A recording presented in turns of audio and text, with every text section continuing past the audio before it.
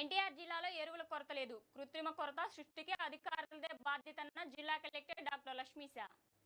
రాష్ట్ర ప్రభుత్వం రైతాంగానికి అవసరమైన ఎరువులను సరఫరా చేయడం జరిగిందని, జిల్లాలో ఎక్కడ ఎరువులు కొరత లేదని, ఎక్కడైనా కృత్రిమ కొరత ఉందంటే సంఘటన ఎదురైతే అందుకు అధికారులే పూర్తి బాధ్యత వహించాల్సి వస్తుందని వ్యవసాయ మార్కెటింగ్ సహకార శాఖ అధికారులు, సిబ్బంది సమన్వయంతో ఎరువుల దుకాణాలు, సొసైటీల వద్ద స్వయంగా అన్నదాతలు సహాయకారిగా ఉండాలని కలెక్టర్ డాక్టర్ లక్ష్మీశ ఆదేశించారు.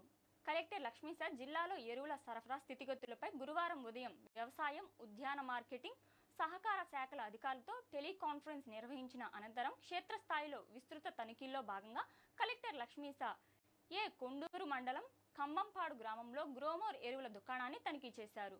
ఈ సందర్భంగా కలెక్టర్ లక్ష్మీశ మాట్లాడుతూ ఎరువుల దుకాణాలు, సరఫరా కేంద్రాల వద్ద నిరంతర పర్యవేక్షణ తప్పనిసరి అని స్పష్టం చేశారు. వదంతులు వ్యాప్తి చేసే వారిపై నిఘా పెట్టాలని సూచించారు. షెడ్యూల్ ప్రకారం దుకాణాలను తనిఖీ చేయాలని ఆదేశించారు.